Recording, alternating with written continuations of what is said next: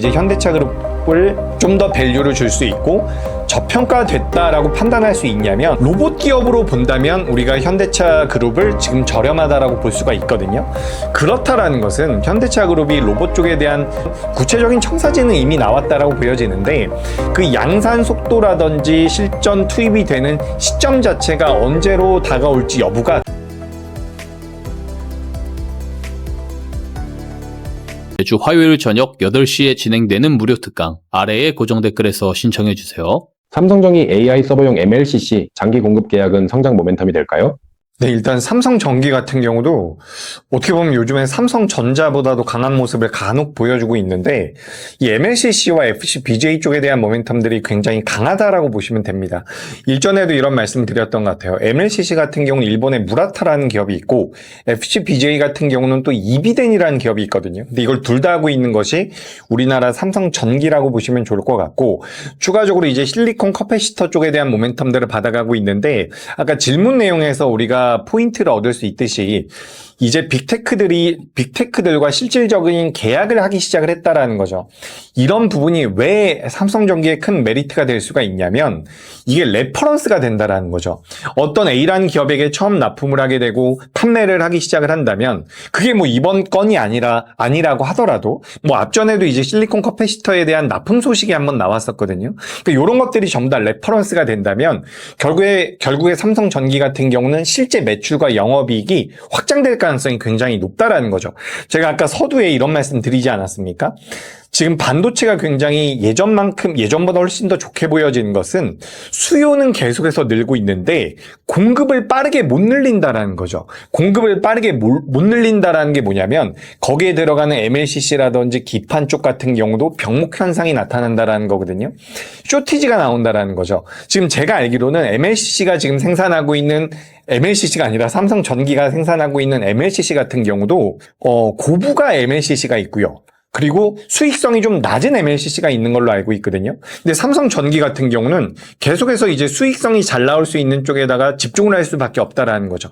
그런 식으로 이제 저부가 쪽 같은 경우는 오히려 작은 기업 쪽으로도 자금이 넘어갈 수가 있는 거고, 예를 들어 가지고 사마 콘덴서 같은 기업이죠.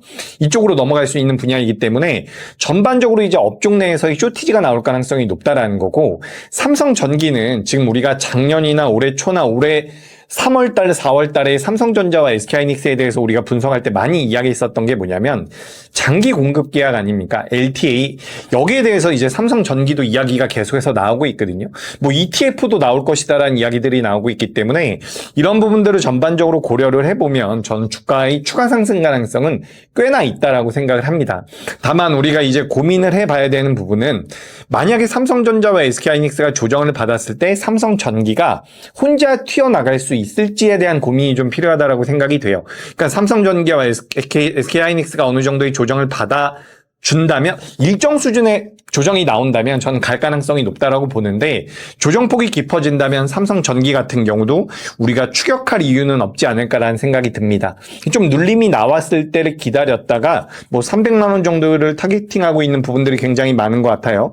지금 하나증권에서 300만 원, 지금 350만 원도 나온 것 같은데, 만약에 MLCC라든지 FCBGA 쪽에 대한 쇼티지가 계속해서 1년 정도 이어진다면, 1년 정도 이어져서 중요하게 말씀드려보자면 2028년도까지 지금 반도체 같은 경우는 쇼티지가 나올 것이다라는 분석들이 나오고 있거든요. 근데 이런 부분들이 삼성전기에도 적용이 된다면 아마 시차를 두고서 추가 상승의 가능성이 높지 않을까, 이렇게 좀 생각을 하고 있습니다.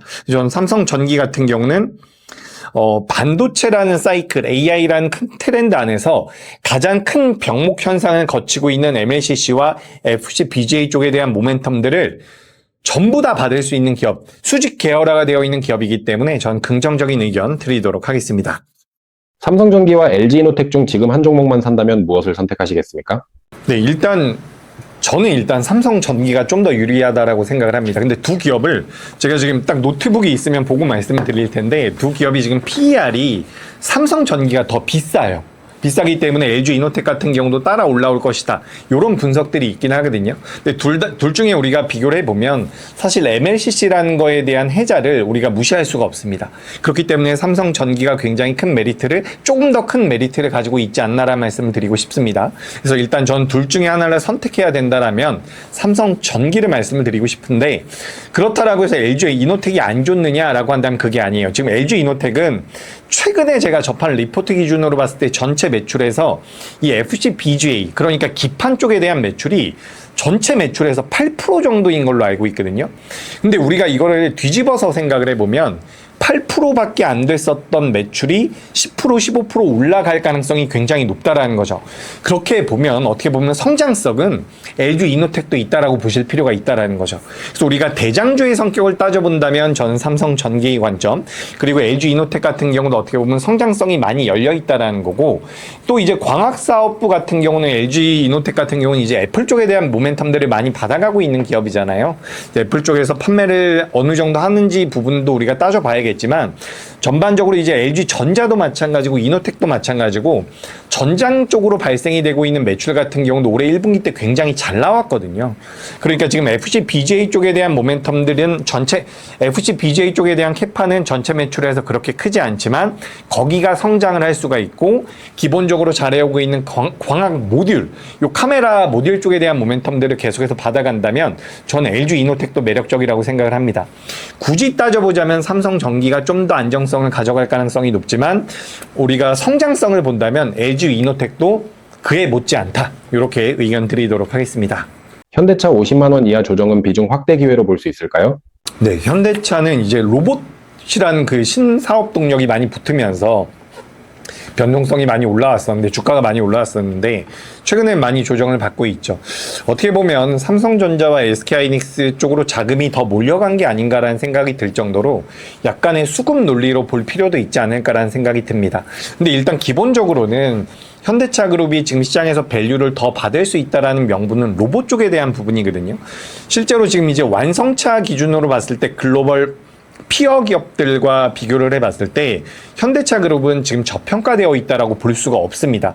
근데 어떤 식으로 봤을 때 이제 현대차 그룹을 좀 더 밸류를 줄 수 있고 저평가됐다라고 판단할 수 있냐면 로봇 기업으로 본다면 우리가 현대차 그룹을 지금 저렴하다라고 볼 수가 있거든요. 그렇다라는 것은 현대차 그룹이 로봇 쪽에 대한 좀 더 구체적인 청사진은 이미 나왔다라고 보여지는데 그 양산 속도라든지 실전 투입이 되는 시점 자체가 언제로 다가올지 여부가 전 굉장히 중요하다라고 생각을 하고 있습니다.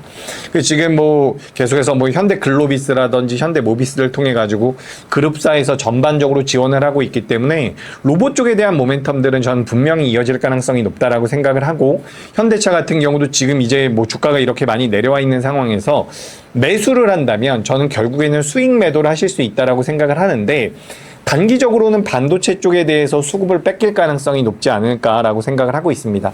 그런 관점에서 반도체가 어떤 주가 흐름을 보이는지에 따라서 현대차 그룹이라든지 로봇 쪽에 대한 모멘텀들이 될지 안 될지 여부를 우리가 판단할 수 있다라는 생각이 들고요. 기본적으로 이제 앞서 말씀드렸던 것처럼 우리가 RMAC라고 해서 로봇 쪽에 대한 데이터를 이제 모을 거거든요. 그게 8월 달로 제가 알고 있습니다. 그 전후로 해서 모멘텀들이 한번 붙어줄 가능성이 높은데 일단 자동차 판매가 안정적으로 잘 되고 있는 과정에서 환율도 많이 올라와 있기 때문에 본업단은 탄탄하게 진행될 가능성이 있겠죠. 그러니까 로봇 쪽에 대한 사업이 어떤 속도로 진행되는지 여부가 현대차 그룹에는 가장 중요한 포인트가 되지 않을까라고 생각이 됩니다. 로봇 쪽과 SDV라고 하죠. 소프트웨어 관련되어 있는, 그러니까 쉽게 말해서 자율주행 쪽에 대해서도 어느 정도 수준의 기술력을 가지고 있는지 여부가 저는 굉장히 중요한 체크 포인트가 될 것이다. 이렇게 말씀드리면서 뭐 BYD라든지 테슬라에 비해서 우리나라 현대차 그룹들 같은 경우는 굉장히 저평가가 되어 있는 건 맞거든요. 로봇 쪽에 대한 가시적인 성과가 어떤 식으로 부각이 되는지, 그리고 그게 부각이 됐을 때 다른 업종들, 그러니까 우리나라 시장에 자금이 풍부하다라고는 하지만 자금이 예를 들어서 반도체 쪽으로 들어간다면 자동차 쪽은 좀 늦게 들어올 수 있거든요. 로봇 쪽도 마찬가지고 요런 우리가 스마트머니라고 많이 이야기를 하죠. 요런 자금들의 흐름이 어떤 식으로 형성되는지 여부를 체크할 필요가 있다는 말씀 드리도록 하겠습니다. 현대차 120만 원 목표가의 핵심 전제 조건은 무엇입니까? 가장 중요한 전제 조건은 지금 로봇을 로봇에 대한 판매 모멘텀들도 분명히 있겠지만 지금 현대차 그룹이 가지고 있는 가장 큰 메리트는 이 AI 데이터 센터와 그 피지컬 AI와 관련되어 있는 데이터를 수집할 수 있는 거라고 생각을 하거든요. 근데 그 데이터를 수집을 해서 로봇을 잘 작동을 시키는데 이게 이제 현대차 그룹 내에서만 되면 안 된다라는 거죠. 현대차 그룹 내에서 연습을 하고 데이터를 쌓아서 로봇을 실질적으로 실전 투입을 해보고 그런 자료들과 데이터를 가지고 이제 해외에도 진출을 해야 된다라는 겁니다.